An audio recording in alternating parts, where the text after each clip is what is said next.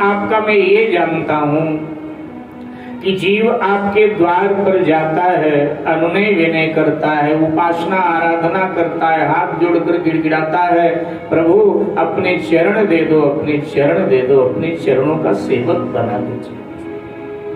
तब आप अकड़ जाते हो, भक्त को अपने चरण देते नहीं। और जब भक्त को अपने चरण देते नहीं, मांगते मांगते वो थक जाता है, तो भक्त को भी थोड़ा गुस्सा आ जाता है, क्रोध आ जाता है। कहता ठीक है, भगवान हो तो भगवान बने बैठे हो, अब मैं मांगूंगा ही नहीं तुम्हारे चरण। और भक्त आने बंद कर देता है आपके पास, वो भी अपने घर में बैठ जाता है, कोई बात। और जब ज्यादा दिन तक कोई भक्त आपके चरण मांगता नहीं, तो हमने सरकार सुना है संतों से कि आपके पांव में खुजली होने लगती है। आपको लगता है कि अब कोई मेरे चरण मांगता तो मैं दे देता। और फिर भी जब कोई मांगने नहीं आता, तो आप स्वयं भक्त के द्वार पर अपने चरण देने जाते हो कि ले मेरे चरण ले ले, मैं अपने चरण देने आया। सरकार मुझे लग रहा है कि बड़े दिन हुए होंगे, किसी भक्त ने आपके चरण मांगे नहीं होंगे, आपको खुजली हुई होगी, तो आपने सोचा होगा चलो केवट को अपने चरण देके आते हैं, क्योंकि प्रभु हमने कोई भजन भक्ति कोई साधना नहीं किया, फिर भी आप मेरे घाट पर आए हो, इसका मतलब है कि अपने चरण देने आए हो। ये मर्म मैं आपका जानता हूं। सरकार दूसरा मर्म भी मुझे आपका मालूम है कि आपको तारना तो आता है, लेकिन आपको तैरना नहीं आता है। तो जब ये बात कही तो किशोरी जी ने भगवान के पीछे खड़ी थी, कंधे पे हाथ रखा धीरे से भगवान के, तो भगवान ने मुड़कर किशोरी जी को देखा। क्या बात है? किशोरी जी ने कहा ये क्या कह रहा है? ये कह रहा है आपको तारना आता है, तैरना नहीं आता। ये बात सही है क्या? रघुनाथ जी ने कहा ये बिल्कुल ठीक कह रहा है, मुझे तारना तो आता है लेकिन मुझे तैरना नहीं आता है। मैंने तैरना सीखा ही नहीं, मैंने तो तारना सीखा है। ये ठीक कह रहा है, तारना आता है, तैरना नहीं आता। आज पहली बार चक्कर में फंसे तो बात समझ में आई कि तैरना सीख करके रखना चाहिए। अगर तैरना आता होता तो गंगा तैर कर पार कर देते। ठीक है। केवट भैया कह रहा कि सरकार आपका मैं तीसरा मर्म भी जानता। तीसरा मर्म क्या जानता है? केवट कहता है कि प्रभु आप अकारण करुणा वरुणालय हो,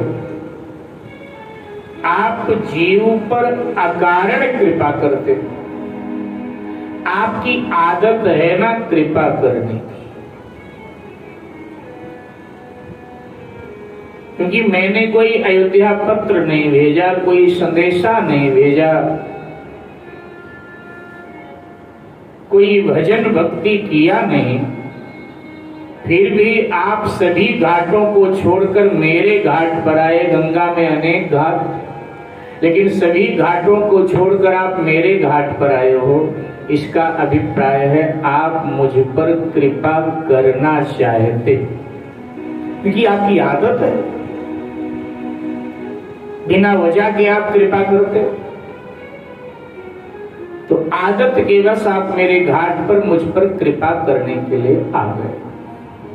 और इस भाव को साकेत वासी पूज्य बिंदु जी महाराज ने मोहन मोहिनी में बड़े दिव्य शब्दों में रखा है। और ये पंक्तियां आप सबको याद हैं। मैं जहां जाता हूं अक्सर देखता हूं ये पंक्तियां लोगों को याद हैं। बड़ी दिव्य पंक्तियां हैं, गाइएगा। भाव भरी पंक्तियां हैं। साकेत वासी पूज्य बिंदु जी महाराज केवट के भावों को अपनी लेखनी से उतार रहे हैं।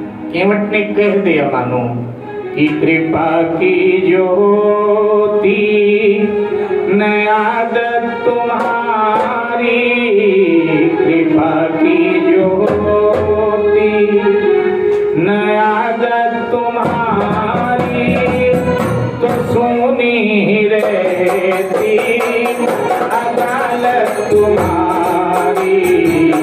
कृपा की ज्योति जो आदत तुम्हारी, तो सुनी रहती अदालत तुम्हारी। कृपा की ज्योति